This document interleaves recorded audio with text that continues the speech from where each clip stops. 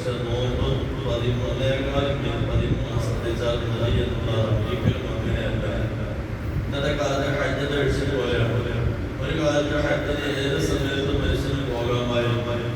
പക്ഷെ 1400 വർഷങ്ങൾക്ക് മുമ്പ് റസൂലുള്ളാഹി സ്വല്ലല്ലാഹു അലൈഹി വസല്ലം ഒരു കാര്യം പറഞ്ഞു, ഹജ്ജിന് ആരെങ്കിലും ആഗ്രഹിക്കുന്നെങ്കിൽ പെട്ടെന്ന് പോകണേ, പല തടസ്സങ്ങൾക്ക് വരാം. കഴിഞ്ഞ വർഷം വരെയും ഏത് മനുഷ്യനും പോകാം, ഒരു പ്രശ്നവുമില്ല. അതാണ് ചരിത്രത്തിൽ ആദ്യമായി ഇപ്രാവശ്യം ചേർത്തലയിൽ നിന്ന് മാത്രം സർക്കാരിൽപ്പെട്ട ഹാജിമാർ 17 അൺഫിറ്റായി. ഇന്നലെ ഇല്ലാത്തൊരു സംഭവമാണ്. ഏത് ഹാജിക്കും വാക്സിനേഷൻ മാത്രം മതി. പക്ഷെ ഇന്നത് മാറിയിട്ട് എത്രത്തോളം അവന്റെ കിതപ്പ് വരെ എന്ന് പറഞ്ഞാൽ ഗ്രൗണ്ടിൽ ഡ്രൈവിംഗ് ലൈസൻസ് എടുക്കുന്നത് പോലെ ഡോക്ടർമാർ ഗ്രൗണ്ടിൽ ഇരുന്നിട്ട് നമ്മുടെ ഹാജിമാരെ നടത്തിച്ചിട്ട് അതിന്റെ വീഡിയോ എടുത്തിട്ട് അതൊരു കിതപ്പുണ്ടെങ്കിൽ നിങ്ങൾ ഹജ്ജിന് പോകാൻ യോഗ്യനല്ലാതെ എഴുതിയിട്ടുണ്ട്. എന്നുവെച്ചാൽ കേരളത്തിലാണ് ആ ഒരവസ്ഥ വരെ ഇന്നിപ്പോ എന്തെങ്കിലും ഹജ്ജിന്റെ വിഷയത്തിൽ എത്തിയെങ്കിൽ നമ്മൾ ഉദ്ദേശിക്കുന്ന ഒരുപാട് പ്രശ്നങ്ങളാണ്. ദുനിയാവിലെ വിഷയങ്ങളാണ് ഇത്. അള്ളാഹുവിന്റെ വിഷയം ഇതല്ല, ഇതിനപ്പുറമാണ്.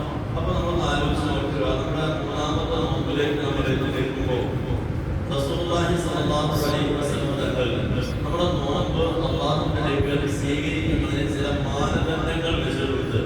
അതിലൊന്നാണ് റസൂലുള്ളാഹി സ്വല്ലല്ലാഹു അലൈഹി വസല്ലം ഇദാ അസ്ബഹ അഹദുക്കും യൗമൻ സായിമാ, നിങ്ങളിൽ ഒരാള് ഒരു ദിവസം നോമ്പുകാരനായി കഴിഞ്ഞാൽ ഫലാ യർഫുസ്, ശ്രദ്ധിക്കേണ്ടതാണ്, പ്രത്യേകിച്ച് യുവാക്കൾ ശ്രദ്ധിക്കേണ്ടതാണ്. ഫലാ യർഫുസ്, ഒരാണും പെണ്ണും ചേർന്നാൽ ഉണ്ടാകുന്ന അശ്ലീലങ്ങൾ എന്തെല്ലാം ഉണ്ടോ, ഏതെങ്കിലും മാനസിക ചിന്ത, കണ്ണിന്റെ പ്രശ്നം, കാതിന്റെ വിഷയം എന്ന് തുടങ്ങി ശരീരത്തിൽ ഒരു അല്പം വൈകാരിക ചിന്തകൾ ഉണ്ടാകുന്ന എന്തെങ്കിലും കാര്യങ്ങൾ ഉണ്ടായാൽ എന്ന നോമ്പ് ബാധിലായി ആരാധന ശ്രദ്ധിക്കാറുള്ളത്.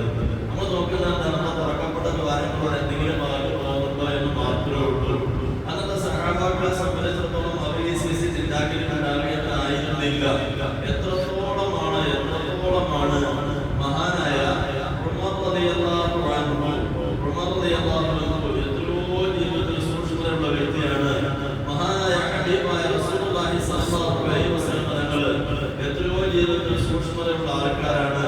അങ്ങനെയുള്ള ആ സഹാബാക്കളിൽ വരെ റസൂലുള്ളാഹി സ്വല്ലല്ലാഹു അലൈഹി വസല്ലം തങ്ങൾ തന്റെ ഭാര്യയുമായിട്ട് എവിടെയെങ്കിലും നിൽക്കുന്ന സമയത്ത് ഒരാൾ അതിലെ പോകുമ്പോൾ പെട്ടെന്ന് പറയുന്നത് എന്റെ ഭാര്യ ഇന്നതാണ്, വിധാനങ്ങളോ മോശമായ ചിന്തകളോ ഒന്നും ഉണ്ടാകാതിരിക്കുന്ന ആരും തെറ്റിദ്ധരിക്കില്ല.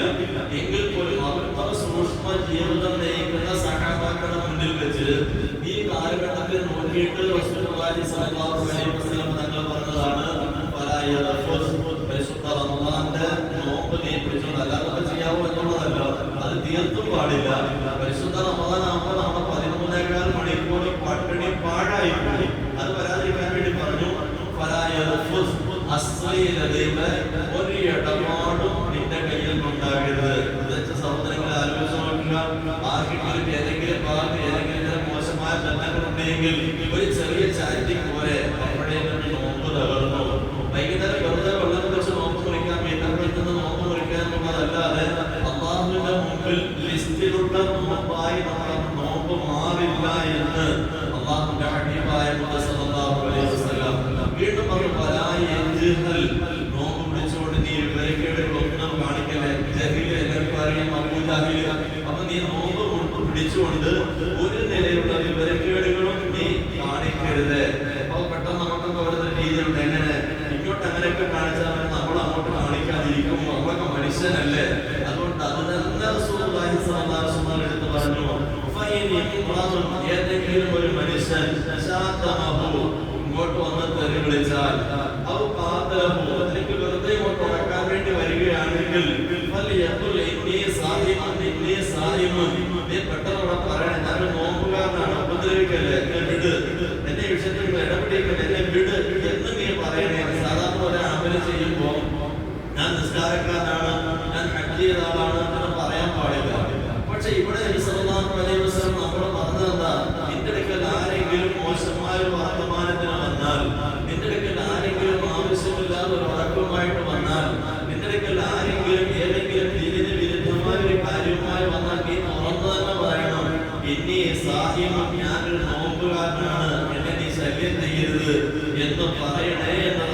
റസൂലുള്ളാഹി സ്വല്ലല്ലാഹു അലൈഹി വസല്ലം ഒന്നുകൂടി നമ്മളൊക്കെ പലയിടത്തും ഒരുമിച്ച് കൂടിയിരുന്ന വർത്തമാനങ്ങൾ പറയുന്നവരാണ്, ഒരുമിച്ച് കൂടിയിരുന്ന വർത്തമാനങ്ങൾ പറയുന്നവരാണ്. അവിടെയും അടുത്ത വാക്കാണ് ബുഖാരി വന്നതിന്റെ ഹദീസ്. വിശുദ്ധ ഖുർആൻ ശരീഫ് കഴിഞ്ഞാൽ പിന്നെ ഏറ്റവും ആധികാരിക ഗ്രന്ഥമാണ് ബുഖാരി ശരീഫ്. ആ ബുഖാരി റസൂലുള്ളാഹി സ്വല്ലല്ലാഹു അലൈഹി വസല്ലം തങ്ങൾ പറഞ്ഞതായിട്ട് കൊടുക്കുന്നു, ഏതെങ്കിലും ഒരു മനുഷ്യൻ ഉപേക്ഷിക്കുന്നില്ല എങ്കിൽ, ഏതെങ്കിലും ഒരു മനുഷ്യൻ ഉപേക്ഷിക്കുന്നില്ല എങ്കിൽ എന്ത്, പാപകരമായ വാക്ക് ഒഴിവാക്കുന്നില്ല എങ്കിൽ, പാപകരമായ വർത്തമാനം ഒഴിവാക്കുന്നില്ല എങ്കിൽ, പാപകരമായ പ്രവർത്തികൾ ഒഴിവാക്കുന്നില്ല എങ്കിൽ, പാപകരമായ വർത്തമാനവും പാടില്ല, പാപകരമായ പ്രവർത്തികളും പാടില്ല എങ്കിൽ അല്ലാഹു പറയുക നമ്മൾ വലിയ കാര്യത്തിൽ ഒരു വലിയ സാധനം അവനെ പുതിയ കെട്ടി വൃത്തിയാക്കി ഒരാളുടെ മുന്നിലേക്ക് കൊണ്ടുവന്ന് വലിയൊരു ഗിഫ്റ്റായിട്ടാണ് എടുത്തോടായിരിക്കും ആവശ്യമില്ല എന്ന് പറഞ്ഞാലുള്ള നമ്മുടെ മാനസികാവസ്ഥ എങ്ങനെ നമ്മൾ ശരിക്കും ചിന്തിക്കേണ്ട വിഷയമാണ്. എല്ലാവരും നോമ്പെടുക്കുന്നുണ്ട്, നമ്മൾ വലിയ കെട്ടി പുതിയ വൃത്തിയാക്കി ഒരാളുടെ മുന്നിൽ കൊണ്ട് കൊടുക്കുകയാണെന്ന് ഏതോ ഒരു വലിയ സാധനം വലിയ ആദരിക്കാൻ വേണ്ടി നമ്മൾ കൊടുക്കുക, എടുത്തോടാ നിന്റെ സാധനം എനിക്ക് ആവശ്യമില്ല എന്ന് പറഞ്ഞാൽ അതേ വാക്കാണ് അല്ലാഹു പറയുന്നത്. റസൂലുള്ളാഹി സ്വല്ലല്ലാഹു അലൈഹി വസല്ലം പറയുകയാണ്, നോമ്പ് പിടിച്ചതാ പറഞ്ഞ വലിയ പ്രശ്നമാണ് നോമ്പ്. 13 മണിക്കൂറാണ് പട്ടിണി. അത് സാധാ പട്ടിണിയല്ല, സാധാ പട്ടിണിയല്ല. നമ്മുടെ ശരീരം വല്ലാതെ വിയർക്കുന്നുണ്ട്, നമുക്ക് മണം പൂശാൻ ഒക്കുന്നില്ല. അതുപോലെ തന്നെ നമ്മുടെ തൊണ്ട വല്ലാതെ പറന്നുണ്ട്, ഒരു തുള്ളി വെള്ളം നമുക്ക് വിലയിൽ കരക്കാൻ ഒക്കുന്നില്ല. അങ്ങനെ ഒരുപാട് പ്രതിസന്ധികളെ തരണം ചെയ്ത് കൊണ്ടുപോകുന്ന നോമ്പ്, ഈ നോമ്പിനിടയിൽ അവിടെയും ഇവിടെയും ഒക്കെ ഇരുന്നിട്ട് മോശമായ വർത്തമാനമോ മോശമായ പ്രവൃത്തികളോ ഉപേക്ഷിക്കുന്നില്ല എങ്കിൽ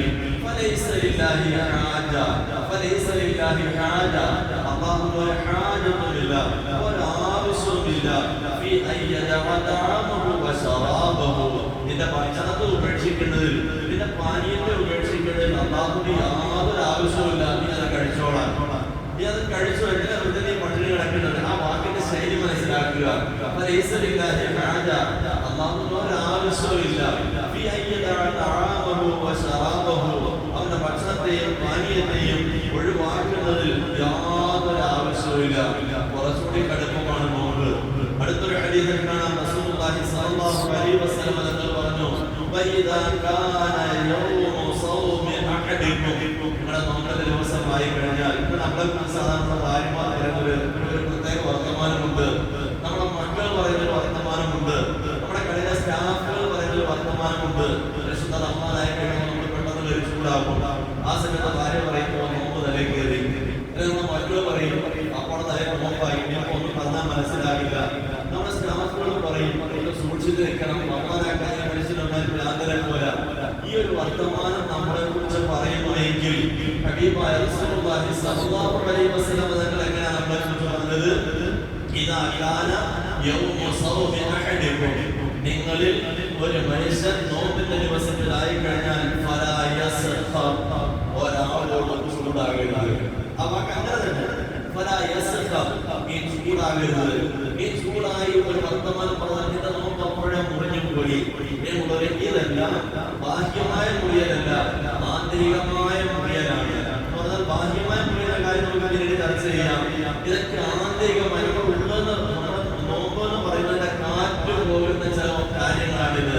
ആലോചിച്ച് നോക്കി, ഇന്നത്തെ ഈ നോമ്പിന്റെ പേരിൽ നമ്മൾ കൊടുക്കുന്ന ഒരു അപരാധ വർത്തമാനമല്ല, റമദാന്റെ ചൂടാണ്, നോമ്പിന്റെ ചൂടാണ് എന്ന് നമ്മുടെ ഭാര്യ പറയുമ്പോൾ, നമ്മുടെ മക്കൾ പറയുമ്പോൾ, നമ്മുടെ സ്റ്റാഫ് പറയുമ്പോൾ, നാട്ടുകാർ പറയുമ്പോൾ, എന്റെ സഹോദരങ്ങളെ നമ്മൾ എത്ര പേരുടെ നോമ്പ് അല്ലാഹുവിലേക്ക് കബൂലാകുന്നത് ശരിക്കും ചിന്തിക്കുക. അങ്ങനെ തന്നെ പറയുക, നിങ്ങൾ ആരും ചൂടാകരുത് പരിശുദ്ധ റമദാനിൽ. റമദാൻ ആകുമ്പോൾ നമ്മളൊക്കെ തടയ്ക്കേണ്ടവരാണ്. കാരണം എന്ത്, നമ്മളൊക്കെ അല്ലാഹുവിന്റെ നല്ല അടിമയായി നിൽക്കുന്ന സന്ദർഭമാണ്. അല്ലാഹു സുബ്ഹാനഹു വ തആല നമുക്ക് ആ നിലയിൽ ആന്തരികമായ മുറിവുകളൊന്നും വരാതെ അല്ലാഹുവിന്റെ മുമ്പിൽ നമ്മുടെ നോമ്പിനെ സമർപ്പിക്കാനുള്ള തൗഫീഖ് നൽകി അനുഗ്രഹിക്കുമാറാകട്ടെ. അങ്ങനെ വരുമ്പോഴാണ് റസൂലുള്ളാഹി സ്വല്ലല്ലാഹു അലൈഹി വസല്ലം തങ്ങൾ പറഞ്ഞത്, ലിസ്സായിമി ഫർഹതാൻ, ഒരു നോമ്പുകാരന് രണ്ട് സന്തോഷമാണുള്ളത്. ഒരു നോമ്പുകാരന് രണ്ട് സന്തോഷമുണ്ട്. അതിലൊരു സന്തോഷം ഏതാ? നോമ്പ് മുറിക്കുന്ന സമയം. നോമ്പ് മുറിക്കാൻ ഈന്തപ്പഴം എടുത്ത് മുന്നിൽ വെച്ചു. അതെടുത്ത് മുന്നിൽ വെച്ചിട്ട് അവൻ ആലോചിക്കുകയാണ്, അത് രാവിലെ മുതൽ സുബഹി മുതൽ ഇതുവരെയുള്ള സമയത്ത് എന്റെ വായിൽ നിന്ന് മോശമായ ഒരു വർത്തമാനം വന്നിട്ടുണ്ടോ? ഞാൻ എന്റെ ഭാര്യയോട് വല്ലാതെ ചൂടായ വർത്തമാനം പറഞ്ഞിട്ടുണ്ടോ? ഞാൻ എന്റെ മക്കളോട് വല്ലാതെ കയർത്ത് സംസാരിച്ചിട്ടുണ്ടോ? ഞാൻ എന്റെ സ്റ്റാഫിനോട് വല്ലാതെ ഇടപെടൽ നടത്തിയിട്ടുണ്ടോ? അല്ലെങ്കിൽ വല്ല കസ്റ്റമറോടോ മറ്റൊരു സുഹൃത്തിനോടോ വല്ലാതെ ചൂടായിട്ടുണ്ടോ? ഉണ്ട് എങ്കിൽ ഉള്ളവരെ എത്രയുള്ളത് മെയിൻ്റനൻസ് ചെയ്തിട്ട് മാത്രമേ നമ്മൾ നോമ്പ് മുറിക്കാവൂ. കാരണം അള്ളാഹു സ്വീകരിക്കില്ല. ഉള്ളോണ്ട് ആ നോമ്പൊക്കെ നഷ്ടപ്പെട്ടതാണ്. അള്ളാഹുനോട് അത് മാപ്പ് അപേക്ഷിച്ചാൽ ചിലപ്പോൾ അള്ളാഹു സ്വീകരിക്കും. അതുകൊണ്ട് പ്രത്യേകിച്ച് ശ്രദ്ധിക്കേണ്ടതാണ്. ആ നോമ്പ് മുറിക്കുന്ന സമയത്തുള്ള സന്തോഷം നമുക്ക് കിട്ടാൻ വേണ്ടി എല്ലാ കുറവുകളും പരിഹരിച്ച് അള്ളാഹുവിന്റെ മുമ്പിൽ നമ്മൾ ആ നോമ്പിനെ കൊടുക്കുക. ഇനി സാധാരണ നോമ്പ് മുറിയുന്ന കാര്യങ്ങളുണ്ട്. ആ നോമ്പ് മുറിയുന്ന കാര്യങ്ങൾ പലരും നമ്മളിന്ന് സാധാരണ ചെയ്യാത്തതാണ്. എന്നാൽ ചിലതൊക്കെ നമ്മുടെ ഇന്ന് വരികയും ചെയ്യും. നോമ്പ് മുറിയുന്ന കാര്യങ്ങൾ പ്രധാനമായും വെറും 4 എണ്ണം മാത്രമേ ഉള്ളൂ. വെറും 4 കാര്യങ്ങൾ മാത്രമേ നോമ്പ് മുറിയുന്നുള്ളൂ. ആൾക്കാർക്ക് ഒരുപാട് സംശയങ്ങളാണ്. അത് ചെയ്താൽ നോമ്പ് മുറിയുമോ, ഇത് ചെയ്താൽ നോമ്പ് മുറിയുമോ, ഇങ്ങനെയൊക്കെ നമ്മൾ അടിത്തറ 4 കാര്യം പഠിക്കുമ്പോൾ നമുക്കതെല്ലാം വ്യക്തമാകും. അതിലൊന്നാമത്തത് സംയോഗമാണ്. അത് ഭാര്യ പറഞ്ഞ ബന്ധം. അതിന് സാധാരണ ഏതായാലും റമദാന്റെ പകലിൽ ഉണ്ടാകില്ല. പക്ഷേ വളരെ മോശമായ ചില കാര്യങ്ങൾ നടക്കുന്നുണ്ട്. ചില സുന്നത്ത് നോക്കുന്ന ദിവസങ്ങളിൽ എപ്പോഴും നമ്മള് സ്ത്രീകള് ഭർത്താവിന്റെ അനുമതിയില്ലാതെ സുന്നത്ത് പഠിക്കാൻ പാടില്ല എന്നുള്ളതാണ്. അതേപോലെ ചില ഗൾഫിൽ പോയിട്ട് വന്ന, വിദേശത്ത് പോയിട്ട് വന്ന ചില ആണുങ്ങൾ അവരെന്ത് ചെയ്യുന്നുണ്ട്? പല സന്ദർഭങ്ങളിൽ ഭാര്യമാരുടെ നോമ്പോട് കൂടി ഈ കാര്യങ്ങളൊക്കെ ഇടപെടുന്നുണ്ട്. വലിയ പ്രായശ്ചിത്തം കൊടുക്കേണ്ടി വരും. 2 മാസം തുടർച്ചയായിട്ട് നോമ്പെടുക്കുന്ന രൂപത്തിലുള്ള പണിഷ്മെന്റൊക്കെയാണ് ശരിയായിട്ട് വെച്ചിരിക്കുന്നത്. നമുക്ക് പുറകെ നേരം ചർച്ച ചെയ്യാം. ഏതാണെങ്കിലും മനുഷ്യന്റെ റമദാന്റെ പകലിൽ രാത്രിയിൽ എന്തോ ആയിരിക്കും, യാതൊരു പ്രശ്നവുമില്ല. സുബഹി ബാങ്ക് വിളിച്ചാൽ മഗ്രിബ് ബാങ്ക് വിളിക്കുന്നത് വരെ ഭാര്യ ഭർത്തൃ ലൈംഗിക ബന്ധങ്ങൾ പരിപൂർണമായി ഹറാമാണ്. പ്രത്യേകിച്ച് അതിലൂടെ നോമ്പ് മുറിയുക തന്നെ ചെയ്യും. അത് നോമ്പ് മുറിയുന്ന കാര്യമാണെങ്കിൽ ബോധത്തോടുകൂടിയ ഹറാമാണെന്ന് അറിഞ്ഞുകൊണ്ട് മനഃപൂർവ്വം ചെയ്തു കഴിഞ്ഞാൽ ഇതേ അവസ്ഥ നമ്മൾ മനസ്സിലാക്കേണ്ടതുണ്ട്. ശരിയായിട്ട് ഒരു കാര്യം കൂടി അവിടെ പറയുന്ന കണ്ടീഷനിലൂടെ എങ്ങനെ ഒരാൾ മനഃപൂർവ്വം ചെയ്താലെന്ന്. ഇപ്പോ മുഗിയൂർ പോലെയുള്ള ഭാഗങ്ങളെ, ചൈനയുടെ മുഗിയൂർ പോലെയുള്ള മുഗിയൂർ മുസ്ലിങ്ങളെ കൊണ്ടൊക്കെ എന്ത് ചെയ്യുന്നുണ്ട്?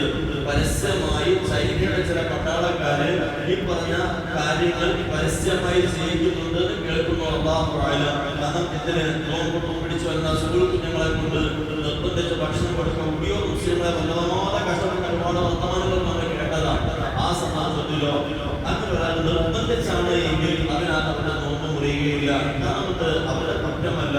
ആ ജീവൻ പണയപ്പെടുന്ന അവസ്ഥയിൽ അവർ ചെയ്തു പോകുന്നതാണ്. നമ്മൾ ശരിക്കും ശ്രദ്ധിക്കണം, മനസ്സിലാക്കണം. ഈ നെന്തുവിനെ വിട്ടുവീഴ്ച ചെയ്യുന്നത്.